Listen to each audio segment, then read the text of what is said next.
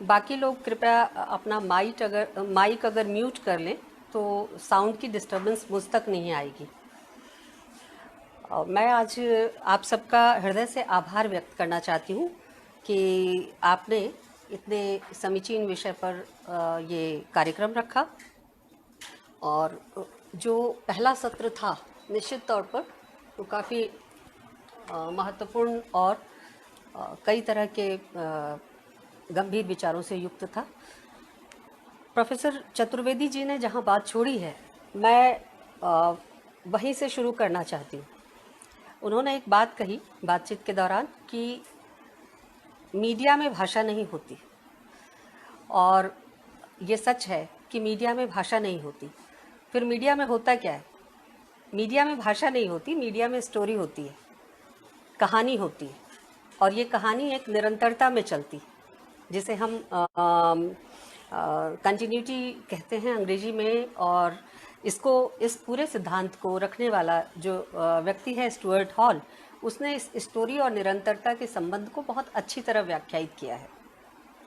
ये स्टोरी जो है, मीडिया की स्टोरी जो है, वो केवल किसी एक अंग में, मीडिया के किसी एक हिस्से में या किसी एक फॉर्मेट में नहीं मिलता, बल्कि कंटिन्यूअस आप उसको विज्ञापन, समाचारों के दौरान आने वाले विज्ञापन, समाचारों में दिखाई जाने वाली जो घटनाएं हैं, रिपोर्टाज हैं, फीचर हैं, उन सारी स्थितियों में इस स्टोरी टेलिंग को देख सकते हैं। और यह जो स्टोरी टेलिंग है, यही वो चीज़ है जो मीडिया में महत्वपूर्ण दर्जा रखती है, न कि भाषा। आज हम गर्व करते हैं और ये गर्व का विषय भी है, लेकिन इसकी मूल स्थिति को समझने की ज़रूरत है। मीडिया में हिंदी मीडिया की जो रीच है, हिंदी मीडिया की जो पहुंच है, उसको देखते हुए हम बड़े खुश होते हैं कि हम इतने बड़े पैमाने पर हिंदी भाषी चैनल, टेलीविज़न के, अखबार के तमाम संस्करण, अखबारों के ई संस्करण, क्षेत्रीय संस्करण, राष्ट्रीय संस्करण, अंतर्राष्ट्रीय संस्करण, सब कुछ उपलब्ध है। हिंदी का सिनेमा इतना वेल इस्टेब्लिश सिनेमा है। साथ ही साथ हिंदी का जो विज्ञापन उद्योग है वह भी बेहतरीन है। गाने इत्यादि इतनी धूम मचाते हैं। अभी उसकी चर्चा प्राचार्य महोदय ने भी किया, और हमने वाकई ये हमारे लिए खुशी की बात है कि जब हम विदेशों में जाते हैं, किसी ऐसे देश में, खास करके मध्य एशिया और जो कनाडा और इंग्लैंड के अन्य दूसरे शहरों में जहाँ हिंदी भाषी लोग रहते हैं, भारतीय रहते हैं, वहाँ आप हिंदी मीडिया की धमक पहचान सकते हैं। और तब लगता है हिंदी मीडिया मतलब हिंदी भाषा। ये दिक्कत है। हिंदी मीडिया जिस भाषा को इस्तेमाल करती है वो संपर्क की भाषा है, कम्युनिकेशन की भाषा है। और हिंदी भाषा का जहाँ तक सवाल है, इसका संबंध अन्य और क्षेत्रों से है, जिसके कई महत्वपूर्ण क्षेत्रों की तरफ प्रोफेसर चतुर्वेदी ने इशारा किया।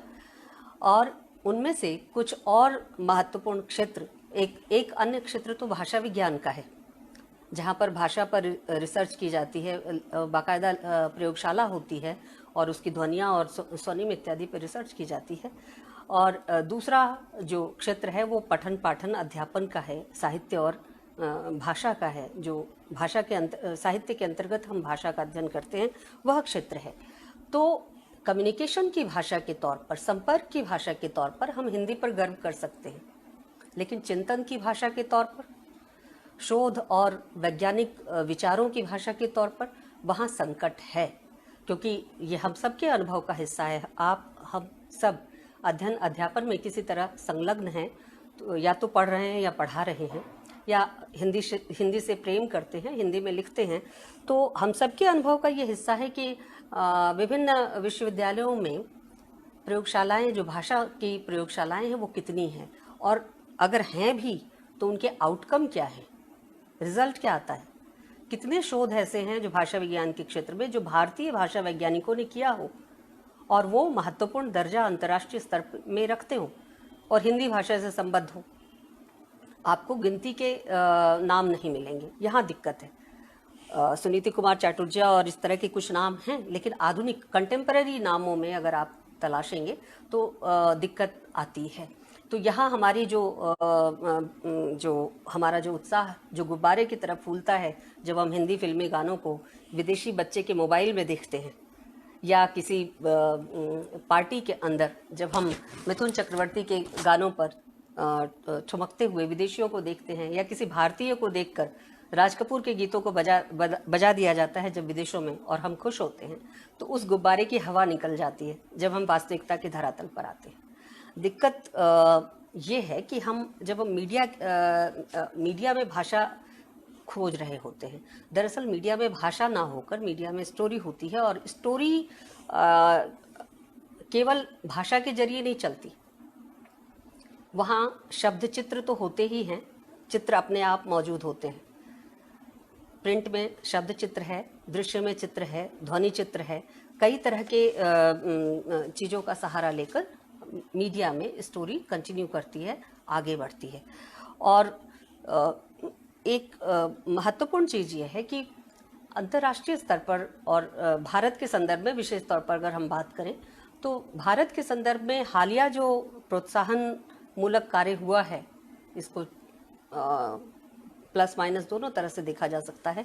बहुत अरसे तक मीडिया में, चूँकि मेरा विषय आप लोगों ने हिंदी मीडिया का वैश्विक पटल रखा है, इसलिए मैं ये बात कह रही हूँ कि बहुत अरसे तक भारत में विदेशी निवेश को रोक कर रखा गया था मीडिया के क्षेत्र में, और आंशिक तौर पर खोला गया था।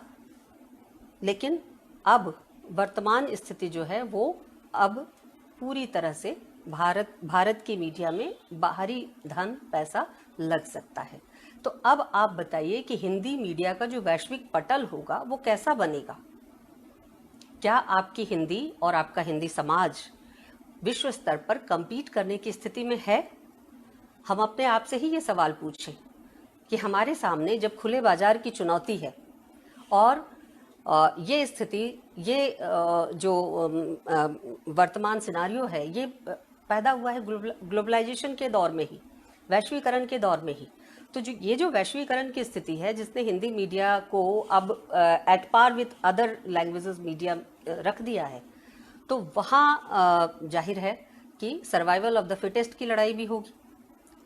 यही सवाल ठहर के अपने आप से पूछने का है कि हम हिंदी मीडिया के अंतर्गत कितनी मौलिक चीज़ों का सृजन कर रहे हैं। हमारी जो मीडिया इंडस्ट्री है वो कितनी नई और मौलिक चीज़ों का सृजन कर पाने में सक्षम है और कर रही है। कुछ उल्लेखनीय नाम आप गिन सके तो गिनिए।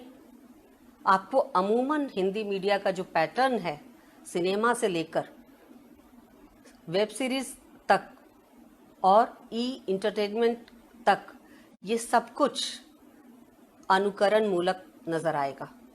अनुकरण के सहारे हिंदी मीडिया का एक बड़ा हिस्सा कमा खा रहा है। ये हमारी चिंता का विषय है। यहाँ भाषा कैसे बचेगी जिस पर आप गर्व कर रहे हैं?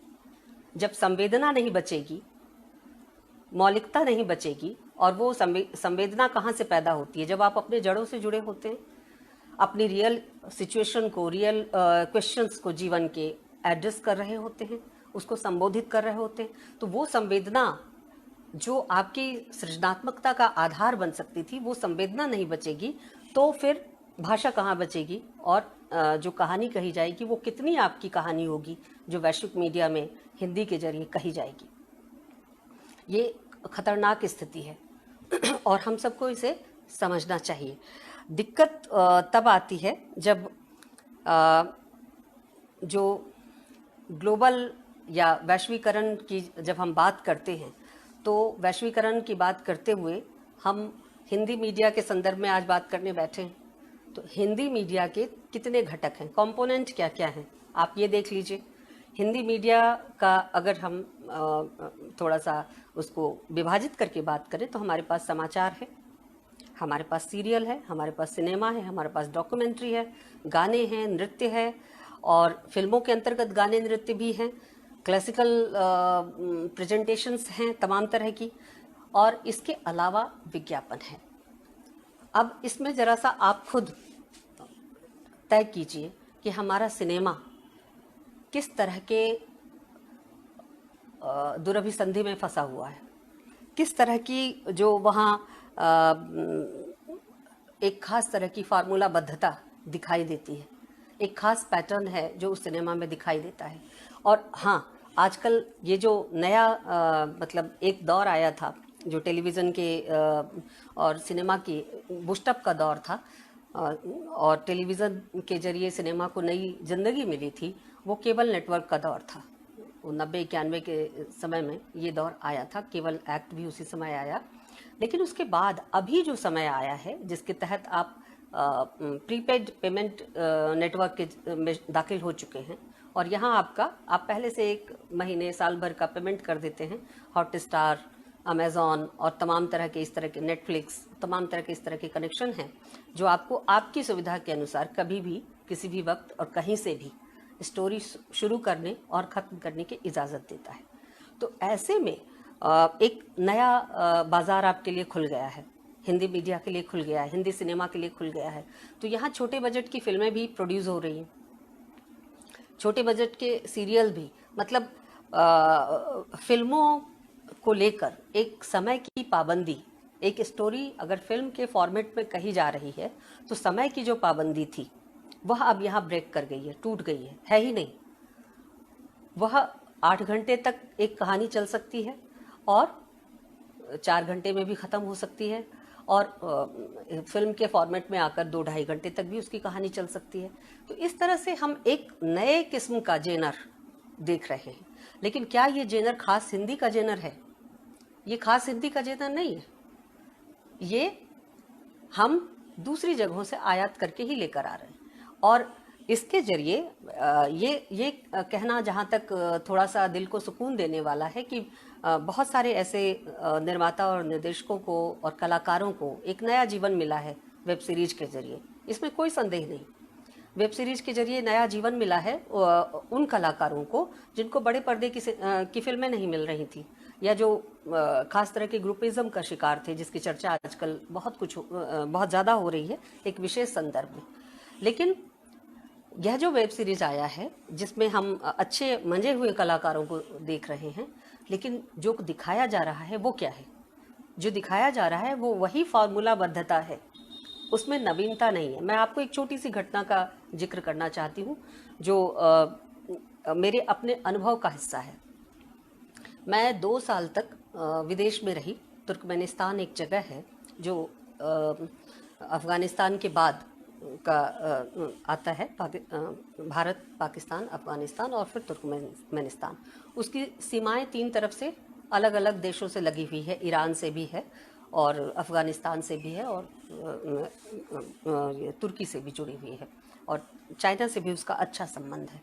तो वहाँ भारतीय भाषा केंद्र था, भारतीय भाषा केंद्र था, वहाँ दुनिया की तमाम भाषाएं पढ़ाई जाती थी। उस जगह जो अन्य भाषा को पढ़ाने वाली शिक्षिकाएं थीं, खास करके तुर्की और अरबी जो पढ़ाती थी, उनसे मेरी जब बातचीत हुई तो उन्होंने हमसे कहा कि उत्साह तो दिखाया हिंदी के प्रति, लेकिन हिंदी भाषा उनको समझ में नहीं आ रही थी। हिंदी के कलाकार और हिंदी के जो गीत हैं, उसके जो बीट्स हैं, वो उनको आकर्षित कर रहे थे।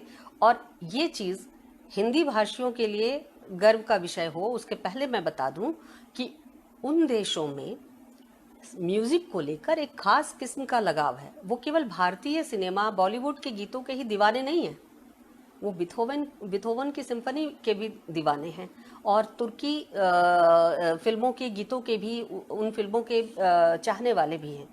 और तमाम भाषाओं में जो गीत, संगीत और नृत्य हैं उसका अनुकरण वो करते हैं। वो उनकी एक तरह से वर्सेटैलिटी का हिस्सा है, उनकी बहुआयामिता का हिस्सा है, बहु सांस्कृतिकता का हिस्सा है।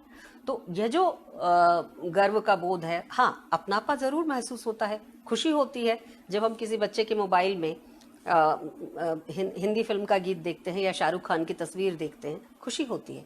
लेकिन उस शिक्षिका ने मुझसे कहा, मैंने कहा आप हिंदी गीत सुनती हैं, आपने अपने मोबाइल में रिंगटोन हिंदी गीतों का लगा रखा है, एकदम लेटेस्ट गीतों का, नए से नए, सन 60 के गीत नहीं जो काफ़ी लयात्मक हैं, राज कपूर के ज़माने के गीत नहीं, एकदम नए गीत उन्होंने अपने मोबाइल के नेटवर्क रिंगटोन में लगा रखा था। मैंने उनसे पूछा कि जब आप गीतों को लेकर इस तरह से पसंदगी जाहिर कर रही हैं तो क्या हिंदी फिल्में भी देखती हैं?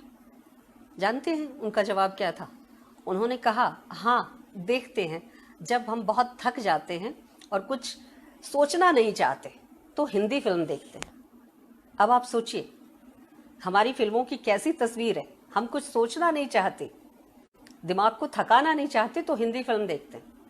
ये है रियलिटी। और ये किसी बायस्ड महिला का नहीं है, बहुत ही सामान्य शिक्षिका का रिएक्शन था। और मैंने कहा, अच्छा जब आप सोचना चाहती हैं तो कौन सी फिल्में देखती हैं? उन्होंने जवाब दिया, मुझे मुझे तुर्की फिल्में पसंद हैं। तो अब आप ये फर्क देखिए कि हमारे देश की जो पहचान है वो इस तरह से बन रही है। एक और अनुभव बताती हूँ।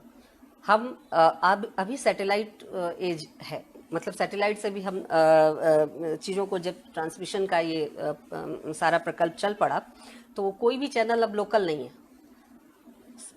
सैटेलाइट के जरिए कोई भी कहीं भी बैठ के किसी भी चैनल को जो अपलिंक किया गया है देख सकता है। तो अब ये वैश्विक चैनल, वैश्विक पटल जैसी जो चीज़ है वो एक नोशन मात्र है, क्योंकि जो चीज़ सैटेलाइट पर है पूरी दुनिया में उसका प्रसारण हो सकता है और हो रहा है, क्या वो देखी भी जा रही है, उपभोग भी उसका हो रहा है? ये महत्वपूर्ण है। अगर उपभोग नहीं हो रहा, देखी नहीं जा रही, या देखने पर शर्मिंदगी का बायस है, तो इसके वैश्वीकरण का कोई मतलब नहीं है। बहुत सारी चीज़ें, बहुत सारे ऐसे वेबसाइट, ऐसे सैटेलाइट चैनल जो बहुत ही कह सकते हैं समाज के लिए बहुत हेल्दी चीज़ें प्रस्तुत नहीं करते। 24 घंटे पोर्नोग्राफी के चैनल ये विदेशों में आराम से चलते रहते हैं। उसमें आप इंडिया टीवी या इस तरह के जो हमारे आस्था चैनल और दुनिया भर के जो चैनल, कम से कम 300 से ऊपर जो समाचार चैनल हैं हमारे यहाँ के, वो अगर आप चलाने की कोशिश करें और चलते हुए वहाँ आपको किसी महत्वपूर्ण राजनीतिक विषय पर किसी धर्म विशेष का व्यक्ति बैठकर प्रवचन देता नजर आए, तो आपके सारे उत्साह पर पानी फिर जाता है। आप एक गंभीर विषय को जानने समझने के लिए चैनल खोलते हैं, लेकिन नतीजा कुछ और मिलता है। यानी आप अभी तक समाचारों की प्रामाणिकता, आज के समय में, इस वैश्वीकरण के समय में, हिंदी मीडिया के इस ग्लोबल प्रेजेंस के समय में जो चीज़ संकट में है वह प्रामाणिकता संकट में है। फिल्मों के लिए तो हम मान के ही चलते थे कि वहाँ प्रामाणिकता जैसी कोई चीज़ एग्जिस्ट नहीं करती। समानांतर सिनेमा की बातें अगर हम छोड़ दें, उससे बाहर आकर देखें, तो बड़े फलक पर हम ये कन्विंस हैं कि प्रामाणिकता जैसी कोई चीज़ हिंदी सिनेमा के साथ नथी ही नहीं है। तो उसको लेकर हम ज़्यादा चिंतित नहीं। लेकिन समाचार के साथ अगर प्रामाणिकता ना हो, समाचारों में अगर तथ्यहीनता हो, और समाचारों में प्रामाणिकता का संकट सबसे बड़ा संकट बन के उभरे, तो फिर ऐसे समाचार चैनल की विश्वसनीयता क्या रह जाती है? और हम वैश्विक परिदृश्य में इस तरह के अर्थहीन बहसों को, इस तरह के अर्थहीन समाचारों को दिखाकर अपनी वैश्विक छवि क्या बनाते हैं? देखिए, वैश्विक पटल पर सारी चीज़ों का आ जाना प्लस माइनस दोनों है।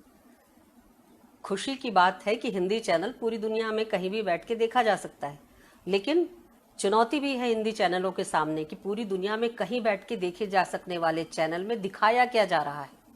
और ये महत्वपूर्ण है कि दिखाया क्या जा रहा है। भले उस चैनल की व्यूअरशिप कम या ज़्यादा हो, लेकिन महत्वपूर्ण ये होता है कि उसकी विश्वसनीयता, उसकी प्रामाणिकता, उसकी अंतर्वस्तु क्या है। ये चीज़ स्टोरी के साथ भी है, लेकिन स्टोरी में हम थोड़ा सा जो मनोरंजन प्रधान चैनल हैं उनकी स्टोरीज में हम थोड़ा सा छूट देते हैं कि वहाँ कल्पनाशीलता हो सकती है, वहाँ मनोरंजन की प्रधानता 99% हो सकती है, और गीतों में रोमांटिसिज्म हो सकता है। उसके लिए हम तैयार होते हैं मानसिक तौर पर। लेकिन समाचार चैनल तथ्यहीन हो, समाचार चैनल फेक न्यूज़ देने वाले हों, समाचार वैल्यूज से रहित, जिसे हम न्यूज़ वैल्यूज कहते हैं, न्यूज़ वैल्यू से रहित अगर समाचार चैनल हो, तो वहाँ मीडिया का संकट खड़ा होता है। हिंदी मीडिया का ये आज सबसे बड़ा संकट है कि उसके सामने प्रामाणिकता एक प्रश्न की तरह खड़ी हुई है। और दिक्कत क्या है?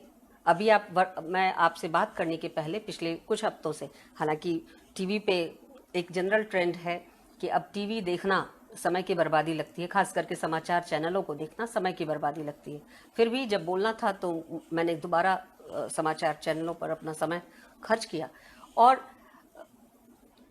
आप सब ये जानते हैं या आप सब ने देखा होगा कि जितने महत्वपूर्ण हिंदी के राष्ट्रीय चैनल हैं जो अपनी तेजी का, अपनी तथ्यात्मकता का और अपनी विश्वसनीयता का दावा करते हैं, उन सब में इस कोरोना पीरियड में खास करके एक चीज बढ़ी है, वह बार बार अपने को प्रमाण पत्र दे रहे हैं, बार बार अपने को तमगा दे रहे हैं कि न्यूज के लिए आप हमारे यहाँ आइए, अफवाह के लिए कहीं भी जाइए, तथ्यपूर्ण समाचार तो हम ही पेश करते हैं, बाकी हिंदू मुसलमान किसी और चैनल पे कर लीजिएगा। ये जो दावे हैं, जो टेलीविजन विज्ञापन का 99% अभी खा रहे हैं, ये दावे किस संकट के कारण पैदा हुए, ये टेलीविजन चैनल के मालिकों को भी सोचना चाहिए और दर्शकों को भी अपने आप से पूछना चाहिए कि जो ऐड का टाइम होता था, दो समाचारों के बीच का जो अंतराल होता था, वो विज्ञापन का होता था। उस विज्ञापन में अचानक ये सारे एंकर और एंकरनिया या लेडी एंकर, वो सब क्यों अचानक से अपने अपने चैनलों की, अपने अपने कैप्सूल की विश्वसनीयता को स्टैब्लिश करने में समय खर्च कर रही हैं? कहीं ना कहीं तो प्रामाणिकता का संकट है, जो समाचारों के साथ कम से कम नहीं होना चाहिए था, लेकिन ये है। और इससे वैश्विक मीडिया में हिंदी मीडिया की जो छवि बनती है वो बहुत अच्छी नहीं बनती। हमारे पास एक भी BBC, अल जजीरा जैसे चैनल नहीं है, न्यूज़ 24, फ्रांस 24 जैसे चैनल नहीं है। तो संकट है कि पब्लिक, इवन जो दूरदर्शन है, जो पब्लिक ब्रॉडकास्टिंग का मतलब एक उदाहरण है हमारे यहाँ, उसकी भी विश्वसनीयता उस तरह से अभी कुछ वर्षों में लगातार घटी है। तो ये जो स्थिति है, व्यूअरशिप भी घटी है, लोगों को के टिक कर देखने की आदतें भी घटी है, और जो चीज़ चल रही है हिंदी मीडिया के नाम पर, वो चीज़ एकमात्र वो जो फॉर्मूलाबद्धता है, शोर है और दोहराव है, ये चीज़ चल रही है। ये सिनेमा में भी चल रही है, वेब सीरीज में भी चल रही है। वेब सीरीज का सारा पैटर्न अगर आप देखिए, किसी भी वेब सीरीज को उठा लीजिए और देखिए कि उसका पैटर्न क्या है, वो किस तरह से पोर्नोग्राफी, स्लैंग लैंग्वेज, आक्रामक देह भंगिमा, हिंसा, इन सबको केंद्र में रखकर बनाई जाती है। अच्छी से अच्छी कहानी वाली वेब सीरीज का भी अगर आप उदाहरण लें तो वो हिंसा, अश्लीलता, भाषाई आक्रामकता और देह और अन्य तरह की भंगिमाओं में बर्बर और आक्रामक जो गेस्चर है, उसके अलावा वो बनती नहीं है। एक बहुत ही अच्छी वेब सीरीज, ये बहुत ही अच्छी फिल्म हम देख रहे थे, लेकिन उसमें अंत तक जाते जाते रेप का एक दृश्य आ ही गया, और उस रेप की कहीं कोई जगह नहीं थी उस फिल्म में, उस कहानी में, लेकिन वो दृश्य आ जाता है। इसी तरह से आप किसी भी वेब सीरीज को उठाकर देख लीजिए, गालियों से, जो गालियां प्रतिबंधित हैं, जिन पर सिनेमा अगर बनाई जाती तो जिन गालियों को, उन दृश्यों को कट किया जाता, वेब सीरीज में वो आबाद तरीके से आ रही हैं, और गालियों को धड़ल्ले के साथ इस्तेमाल किया जा रहा है, हिंसक दृश्यों के साथ। ये हिंसा, इस हिंसा का केंद्र कौन है? स्त्री है, उसकी देह है, और या फिर बच्चा है, बच्ची है, लड़की है।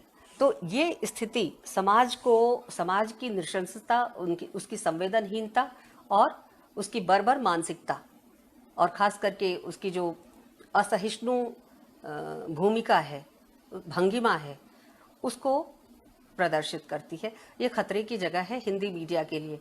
वैश्विक तो हो गई, लेकिन वैश्विकता में अगर वो अपनी पहचान बनाती, नकल ना करती, इमिटेशन ना करती हॉलीवुड के तमाम थ्रिलर का और अन्य इस तरह के सीरीज का, तो शायद बहुत कुछ हिंदी मीडिया अपनी पहचान बनाने में सफल भी हो पाती, लेकिन ऐसा हुआ नहीं। अब मैं एक अन्य विधा, जो हिंदी मीडिया की ही विधा है, एडवर्टाइजमेंट या विज्ञापन, उसकी बात करूंगी। जो हम ग्लोबल कंसर्न की बात करते हैं, वैश्विक संबद्धता की बात करते हैं, उस वैश्विक संबद्धता में बहुत सारे जो फॉर्मेट हैं मीडिया के, वो उस तरीके से फिट नहीं बैठते फार्मूला बद्धता के अलावा जितना कि विज्ञापन बैठता है। विज्ञापन दोनों उद्देश्यों को पूरा करता है। वह ग्लोबल संबद्धता को भी व्यक्त करता है, लेकिन उसके अंदर एक और ताकत है जो अन्य मीडिया में उस तरह से नहीं है। वो है लोकल प्रत्युत्तर पैदा करने की ताकत। यानी विज्ञापन का काम सिर्फ इतना नहीं है कि वह किसी स्टोरी को आप तक पहुंचा दे। मीडिया में हर चीज स्टोरी है, भाषा नहीं है, तो भाषा मत ढूंढे। लेकिन जो स्टोरी है वह विज्ञापन में भी चलती है, लेकिन विज्ञापन की स्टोरी जो भाषा, शब्द, दृश्य और बहुत सारी चीज़ों से, लोकेशन, कैमरा, बहुत सारी चीज़ों से मिलकर आती है, वो स्टोरी यहीं तक खत्म नहीं हो जाती कि विज्ञापन प्रसारित हो गया, बल्कि वह लोकल रिस्पॉन्स भी पैदा करती है। यानी विज्ञापन के प्रसारण के साथ साथ वो आपको उद्बुद्ध भी करती है कि विज्ञापित वस्तु को खरीदने के लिए या उस पर अधिकार प्राप्त करने के लिए, उसको अपने दायरे में ले आने के लिए आप सचेष्ट भी हो। अगर तत्काल पैसे खर्च कर सकें तो बहुत अच्छी बात है, ना कर सकें तो विशफुल थिंकिंग के तौर पर कि जब भी आपके पास पैसे होंगे भविष्य में, आप उस वस्तु विशेष को, उस कपड़े को, उस फ्रिज को, उस गहने को, उस गाड़ी को, उस सुंदर से घर को खरीद सकेंगी। तो ये जो लोकल रिस्पॉन्स पैदा करने की कुवत विज्ञापन के अंदर है। अब कुछ चीज़ें ऐसी हैं कि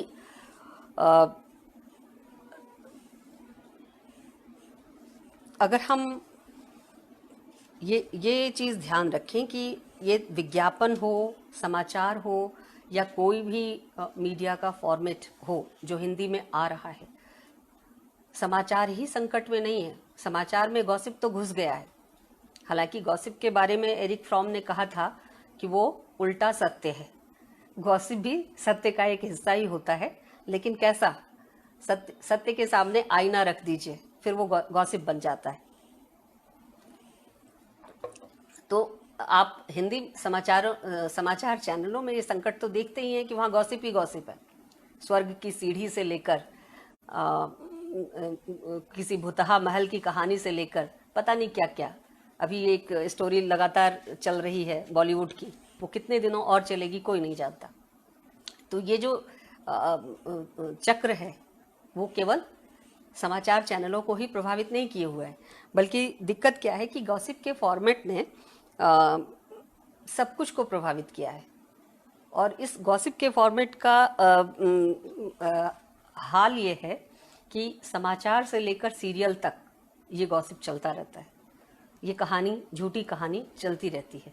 और ये भी देखा गया है कि एक ही ग्रुप का अगर समाचार चैनल है और मनोरंजन चैनल है, तो कई बार उसके मनोरंजन चैनल लोकप्रिय होते हैं और समाचार चैनलों की उसकी जो नीति होती है उसके ठीक उलट मनोरंजन चैनल की जो नीति है वो चल रही होती है। तो जी न्यूज़ इसका आदर्श उदाहरण है। और इन सब में जो हिंदी मीडिया के इन तमाम चैनलों की खूबी है कि यह अल्टीमेटली, अंततः अनुकरण मूलकता को ही प्रश्रय देती हैं। किसी भी तरह के स्वतंत्र चिंतन को या तर्क परायणता को ये जगह नहीं देते। ये हर हाल में अनुकरण मूलकता को ही प्रश्रय देते हैं। एक और महत्वपूर्ण जगह जो बच्चों के संदर्भ में हमें ध्यान रखना चाहिए, वो जो बच्चों के सीरियल आते हैं, आप उस पर ध्यान दें। बच्चों के सीरियल में बच्चों के उन्मुक्त खेल के, उन्मुक्त मनोरंजन के, स्वस्थ मनोरंजन की चीज़ों को जगह मिलना चाहिए था। बच्चों को किस प्रकार अपनी संस्कृति, अपने परिवेश से लगाव पैदा हो, वो किस तरह से अपने देश की ज्योग्राफी को, अपने देश के इतिहास को, अपने देश की संस्कृति के प्रति एक रुझान रख सकें, यह चीज़ बच्चों के लिए तैयार कंटेंट में होना चाहिए था। लेकिन हो क्या रहा है? बच्चों के अधिकांश सीरियल, बच्चों के अधिकांश एंटरटेनमेंट की सामग्री कहाँ से आ रही है? वो बाहर से आ रही है, डब होकर आ रही है। और डब होकर आई हुई उन सामग्रियों में उच्छिष्ट सामग्री हिंदी मीडिया अडॉप्ट कर रहा है। आप बच्चों के तमाम सीरियल उठाकर देखें, सिंचैन उसका उदाहरण है, और भी बुद्धदेव और पता नहीं क्या एक और सीरियल आता था अटपटा सा, उसमें भी बच्चा स्कूल जाता है और किस तरह की शरारतें करता है, ऐसी शरारतें और ऐसी भाषा जो बड़ों की भी शायद ना हो, मतलब ऐसी कॉपी, ऐसा इमिटेशन। बच्चों में अनुकरण मूलकता की प्रवृत्ति बहुत ज़्यादा होती है, और मीडिया अगर पूरा का पूरा थ्रस्ट अनुकरण मूलकता को ही बढ़ावा देने में लगा दे तो उसका दुष्प्रभाव बच्चों पर कैसा पड़ सकता है, इसको अभी वर्तमान में चल रहे बच्चों के सीरियल को देखकर लगा सकते हैं। हिंदी मीडिया अपना बच्चों का कोई महत्वपूर्ण और चर्चित धारावाहिक भी या सीरीज भी नहीं जन्म दे सका है। कम से कम हमारे पास जब हम लोग छोटे थे तो कम से कम प्रिंट में इंद्रजाल कॉमिक्स, अमर चित्र कथाएं और इस तरह के कॉमिक्स की सीरीज चला करती थी। लेकिन हमारे यहाँ अभी तमाम बच्चों के लिए लिखने वाले लोग हैं, इसके बावजूद बच्चों के लिए अच्छी कहानियाँ नहीं हैं जो उनको अपनी संस्कृति से, अपने परिवेश से जोड़ सके और उसका पिक्चराइजेशन, उस पर धारावाहिक बनते, उस पर कार्यक्रम बनते। ऐसी स्थिति अभी भी हिंदी मीडिया के अंतर्गत स्वीकार्य नहीं है, निर्मित नहीं हुई, बनी नहीं। तो ये एक संकट है कि अनुकरण मूलकता अगर बच्चों की इस तरह से पोषी जाएगी, उसको प्रश्रय दिया जाएगा, तो उसका नतीजा किस तरह के नागरिक में होगा। आप कल्पना कर सकते हैं कि अनुकरण करने वाला नागरिक कैसा नागरिक होगा। क्या वो नागरिक बोध से संपन्न हो सकेगा? हिंदी मीडिया, देखिए, हिंदी मतलब दुनिया भर का कोई भी मीडिया ऐसा नहीं है जो किसी चीज़ के प्रति जवाबदेह ना हो, या मतलब मोरल, नैतिक तौर पर।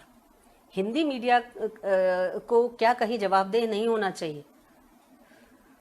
हिंदी साहित्य जिसको आप लोग मतलब जिसे मैंने और आपने हम सबके साझे अनुभव का हिस्सा है, पूछा जाए तो यही कहेंगे कि मजबूरी में पढ़ना शुरू किया, नंबर कम आए तो दाखिला लिया, और विषय मिल जाता तो अच्छा था, हिंदी पढ़ के क्या होगा टाइप, बहुत सारी बातें हम करते रहते हैं। बहुत कम लोग हैं जो पैशन के तौर पर, जुनून के तौर पर हिंदी पढ़ते पढ़ाते हैं।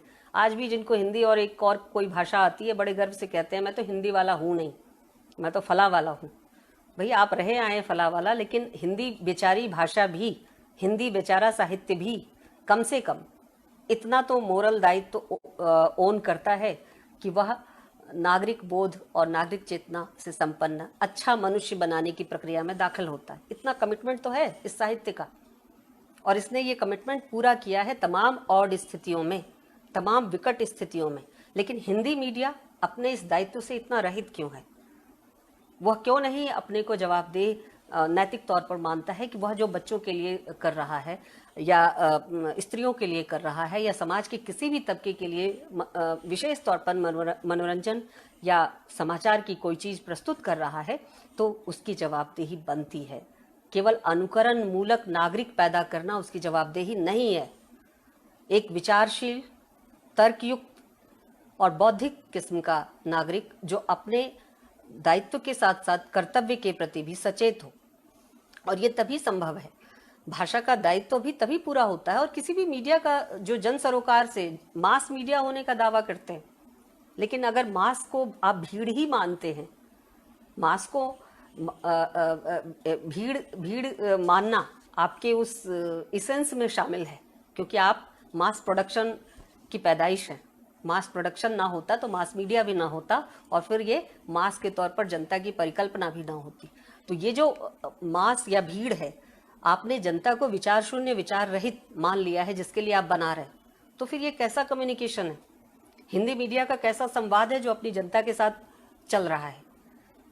क्योंकि वो जनता को जनता तो मानती नहीं, पब्लिक या मास, मतलब पब्लिक के भी कुछ अधिकार होते हैं लेकिन भीड़ के कोई अधिकार नहीं होते। और पब्लिक भी कैसी? हेडलेस पब्लिक, जिसके विचार नहीं है, विचार शून्य जनता। तो कोई भी चीज़ अगर आप हिंदी मीडिया से पूछिए, कहीं जवाबदेह ठहराने की कोशिश कीजिए, आपको क्या जवाब मिलता है? जनता की मांग पर ऐसा किया, जनता चाहती है तो ये गाना लिखा गया या डाला गया या नृत्य आइटम सॉन्ग रखा गया या इस तरह के दृश्य दिखाए गए। भाई जनता से आपने कभी पूछा क्या? फिल्म बनाने के पहले कोई सर्वे किया? कैसे मान लिया कि आइटम सॉन्ग जनता को पसंद है इसलिए आपने लिखा या इसलिए आपने रखा, या इस तरह की भाषा जनता में लोकप्रिय होती? अच्छी फिल्में, अच्छा सीरियल अच्छा समाचार का टुकड़ा जनता पसंद करती है, ये जनता ने एक नहीं हजारों बार साबित किया।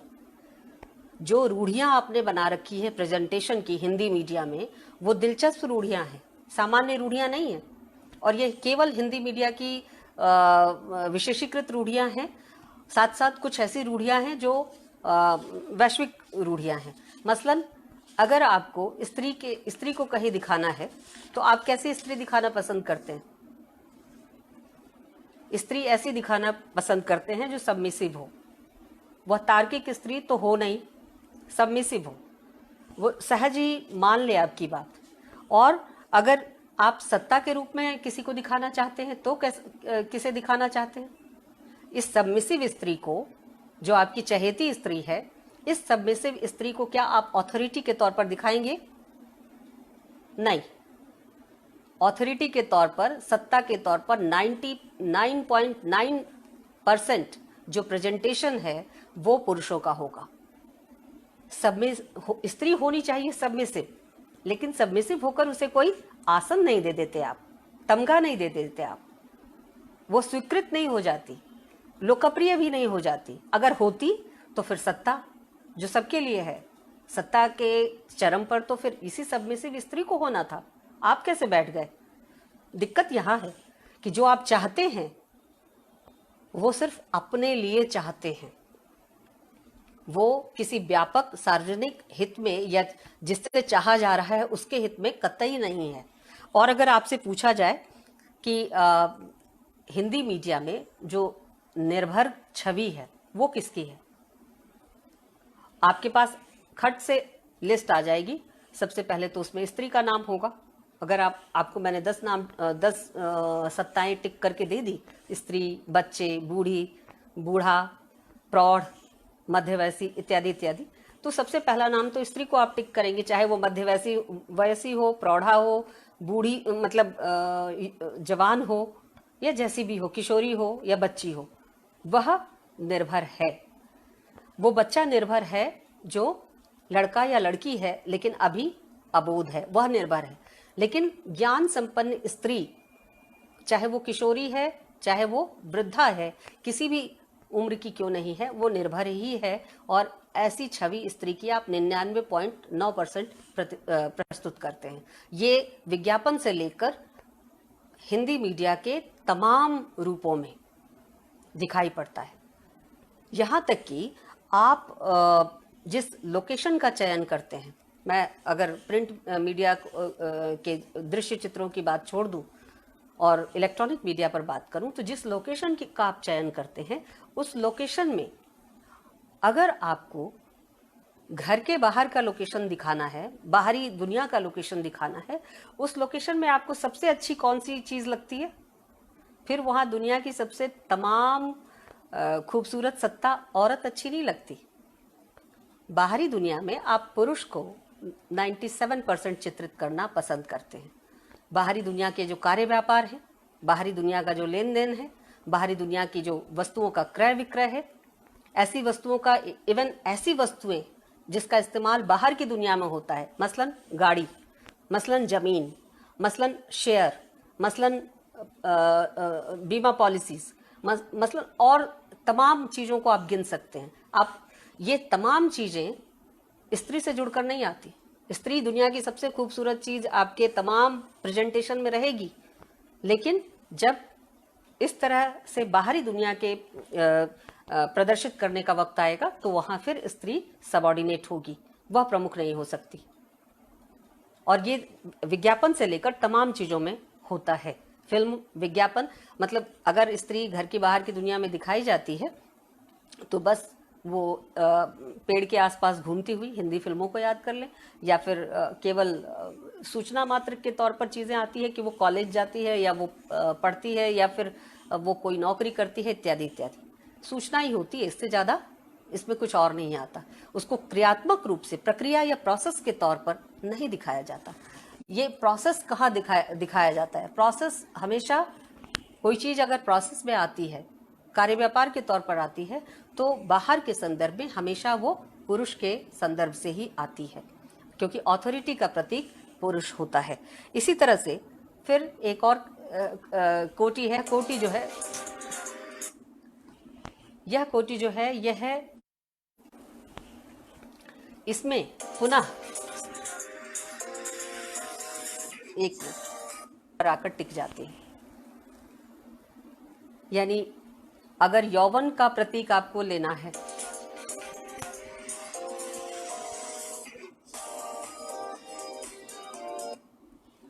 यौवन का प्रतीक अगर आपको तय करना है तो वो फिर स्त्री होगी, वहाँ फिर पुरुष नहीं होगा। यानी पुरुष का जो यौवन है या उसकी जो सेक्सुअल अपील है वह स्त्री की तुलना में कम मानी जाती है। बस यही एक जगह है जहाँ स्त्री एक्सीड।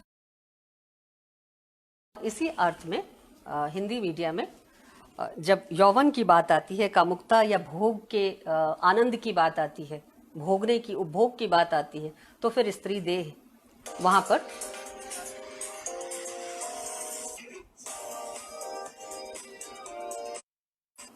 इस अर्थ में हम यहाँ स्त्री को तुलनात्मक तौर पर अन्य सत्ताओं पर बढ़त पाता हुआ देखते हैं।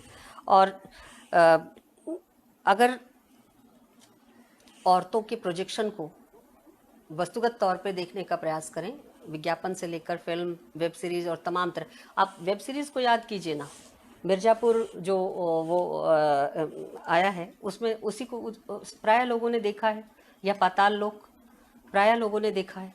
इन दो वेब सीरीज को ध्यान में रखें तो वहाँ जो स्त्रियों की भूमिका है जरा देखिए कि वो किस प्रकार की है।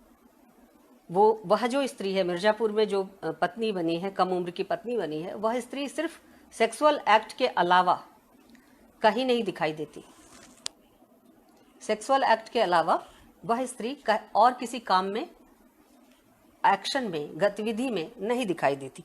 और इसी तरह से तमाम जो रूढ़ियां बनाई गई हैं, मतलब भाषा को लेकर भी आप देखिए, जो आपके चिंतन और व्यवहार की प्रक्रिया को तय करता है, उस जगह को, जो भाषा की जगह है, वहां अगर आप देखें तो वहां भी ये दिक्कत दिखाई देती है कि भाषा में अमूमन वर्चस्व के वो तमाम रूप हिंदी में, हिंदी को जिस तरह की भाषा बननी चाहिए थी, जेंडर सेंसिटिव भाषा बननी चाहिए थी, अगर उसे राष्ट्रीय भाषा या लोकप्रिय भाषा या संपर्क भाषा तो है ही खैर, लेकिन अगर उसे अपने को और समृद्ध करना था तो उसे जेंडर न्यूट्रल भाषा के रूप में विकसित होना था, ज़्यादा सहिष्णु भाषा के रूप में विकसित होना था। और न केवल जेंडर न्यूट्रल बल्कि धार्मिक तौर पर भी निरपेक्ष भाषा बनना चाहिए था। लेकिन ऐसा घटित नहीं होता, न मीडिया की तरफ से घटित होता है, न हम चिंतन की भाषा में इस तरह की कोई चीज़ सचेत तौर पर कर पाने में समर्थ हो पाए हैं। और मीडिया चूंकि उन्हीं स्टोरीज को चलाता है जो समाज में यथास्थिति को बनाए रखती है। किसी भी परिवर्तनकारी स्टोरी को चलाना मीडिया का लक्ष्य कभी नहीं होता और मीडिया से ये उम्मीद भी नहीं करना चाहिए। तो ऐसी स्थिति में जो कुछ आप बेच रहे हैं, जो कुछ आप परोस रहे हैं, वो अंततः समाज की यथास्थितिवाद को बनाए रखने वाला ही है, उसमें किसी परिवर्तन की आकांक्षा को पैदा करने वाला नहीं। तो वैसे में भाषा के जरिए भी अश्लीलता और स्त्री के प्रति अवमानना, ये दो चीज़ें हिंदी मीडिया ने कमाई है। बेहतर होता न कमाती, लेकिन ऐसा हुआ नहीं है, बल्कि ये चीज़ बढ़ती जा रही है। हाल के वर्षों में बर्बर, आक्रामक और हिंसक भाषा, जिसे हम एब्यूजिव लैंग्वेज कहते हैं, ये बढ़ती जा रही है। इस चीज़ को कहीं ना कहीं रेगुलेट करना चाहिए, लेकिन सवाल है करेगा कौन, नकेल कौन डालेगा। एक और रूढ़ी जो लगातार हिंदी मीडिया के जरिए और इन वेब सीरीज के जरिए बनाई जा रही है, पहले भी थी और अब और ज़्यादा बढ़ गई है, वो है युवाओं की। युवाओं को आमतौर पर, आप सब जो विद्यार्थी सुन रहे हैं, आप सब लोगों की कोशिश ये होती है कि आप कुछ अलग दिखें, और ऐसे अलग दिखें कि पुरानी पीढ़ी से अलग पहचाने जा सके। और इस पुरानी पीढ़ी से अलग पहचाने जाने के क्रम में क्या चीज़ करते हैं? बर्बर और आक्रामक देह भाषा का इस्तेमाल। पुरानी पीढ़ी से अलग दिखने के क्रम में ये जो युवाओं की रूढ़ छवि पेश की जा रही, क्या सारे के सारे युवा इतने हिंसक, इतने बर्बर, इतने आक्रामक, इतने असहिष्णु हैं? प्रबुद्ध चिंतनशील युवा जो देश की राजनीति, देश की समाज व्यवस्था, स्त्रियों की स्थिति, बच्चों की स्थिति और अपने भविष्य को लेकर चिंतित नहीं है, ऐसे युवाओं की छवि हिंदी मीडिया से गायब है। जो वहाँ युवा है वो दिग्भ्रमित है और बर्बर है और अपने प्रेजेंस को लेकर, अपनी आइडेंटिटी को लेकर एक तरह से बहुत ही कट्टर है। तो ये जो भारत की जो सांस्कृतिक बनावट है उसके ठीक खिलाफ एक नए किस्म का जनरेशन हिंदी मीडिया तैयार कर रहा है। ये संकट की जगह है, क्योंकि मैं मीडिया की छवियों की बात कर रही, मीडिया की भाषा की नहीं। भाषा की चिंता भाषा वाले करें, लेकिन मीडिया में जो स्टोरी और स्टोरी के जरिए जो छवियां पेश की जाती हैं वो पूरे समाज को एक नए किस्म की सांस्कृतिक गुलामी में ठेल रही है। और हिंदी मीडिया की ताकत निस्संदेह बहुत ज़्यादा है, क्योंकि इसके बोलने वाले और इसको जानने समझने वाले, इसका आनंद लेने वाले लोगों की संख्या बहुत ज़्यादा है। संख्या बल है इसके पास, लेकिन बुद्धि बल भी होना चाहिए, विवेक और तर्क संगतता भी होनी चाहिए। और भाषा में खास करके किसी भी धर्म, जाति, जेंडर और प्रांत को लेकर एक न्यूट्रलिटी होनी चाहिए, एक निरपेक्षता होनी चाहिए। कोई किसी खास प्रांत का आने वाला व्यक्ति उपहास का पात्र ना हो, किसी खास जाति से आने वाला व्यक्ति उपहास का पात्र ना हो, गलत हिंदी बोलने वाला व्यक्ति उपहास का पात्र ना हो। ये चीज़ ध्यान में रखी जानी चाहिए। और इस संदर्भ से ही हम अपने मीडिया को समृद्ध कर सकते हैं, अगर ये चेतना हो मीडिया में काम करने वालों के अंदर, ये सचेतनता हो। देखिए, मीडिया का जो अपना, उसकी जो अपनी बनावट है, उसकी अपनी जो संरचना है, वो यथास्थिति को हर हाल में बनाए रखती है। मीडिया रिस्क नहीं लेता, क्योंकि उसे प्रॉफिट कमाना है। वो ग्लोबल मीडिया हो या लोकल मीडिया हो, उसे प्रॉफिट कमाना है, उसे लाभ कमाना है। और लाभ में फिर जोखिम जितना मिनिमाइज कर दिया जाए उतना अच्छा है। तो जोखिम लेना मीडिया की फितरत नहीं है। जोखिम वो कब लेता है, कभी कभी लेता भी, ऐसा नहीं कि बिल्कुल ही नहीं लेता। अगर याद करें आप कि करोल बाग एक सीरियल आया था, 7/15 करोल बाग या कुछ ऐसा ही नाम था। उसमें एक लड़की थी जो लड़का उसको प्यार करता है, उससे वो ज़्यादा बड़ी थी और मोटी भी थी, वज़न भी ज़्यादा था, और साथ ही साथ वह काम करती थी, वो पढ़ती भी थी और नौकरी भी करती थी, और परिवार के लिए वो आमदनी और उनके भरण पोषण का एकमात्र आधार थी। तो ऐसी लड़की के चित्र भी आते हैं और वह चित्र काफ़ी लोकप्रिय हुआ। वो सीरियल बहुत लोकप्रिय हुआ, रात को 10 बजे आता था, फिर भी लोग देखते थे। इसी तरह से दूरदर्शन के ज़माने में उड़ान जो सीरियल था वह भी बहुत लोकप्रिय हुआ। लेकिन वैसे सीरियल कितने बने, उंगलियों पे गिन लीजिए, नहीं बने। बनाने की कोशिश में फार्मूलाबद्धता को इस तरह कसकर पकड़ा गया कि जो मूल तत्व था, एसेंस था, जो कहानी की जान थी, वही नष्ट हो गई। तो ऐसे सीरियल को दर्शक नहीं मिलते, ये कहना गलत है। और सब कुछ मीडिया में जनता की इच्छा पर, दर्शक की इच्छा पर होता है, ये कहना उससे भी ज़्यादा गलत है। मीडिया में दर्शक की इच्छा पर कोई चीज़ नहीं होती। सब कुछ नए पैकेज में पुरानी चीज़ों को बेचने की कोशिश से होती है और मुनाफे के गणित से सब कुछ तय होता है।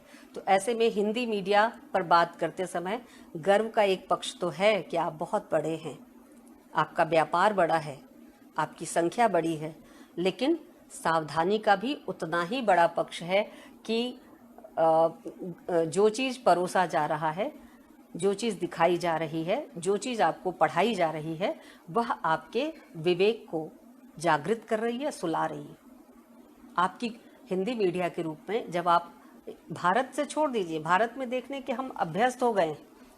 ये सारे चैनल समाचार के या इंटरटेनमेंट के जब हम भारत में रहते हुए अपने देश, अपने घर में सुकून से बैठकर सोफे पे देखते हैं तो शायद हमें उतना बुरा नहीं लगता। लेकिन जब हम विदेशों में इन्हीं चैनल को, विदेशी चैनलों के बरक्स रखकर देखते हैं, सचमुच शर्म आती है। तो ये हिंदी मीडिया को अगर गर्व का विषय बनना है तो शर्म के इन कारणों को अलग करना होगा, इनसे बचना होगा। तभी संभव है कि हिंदी मीडिया वैश्विक परिदृश्य में कहीं स्टैंड कर पाए और compete कर पाए, ये तभी संभव है। भाषा पर गर्व करके, बोलने वाले की संख्या पर गर्व करके हम बहुत बड़ी जीत हासिल नहीं कर सकते, और मैं नहीं समझती गर्व का ये कोई बहुत बड़ा विषय है। धन्यवाद, आज के लिए इतना ही।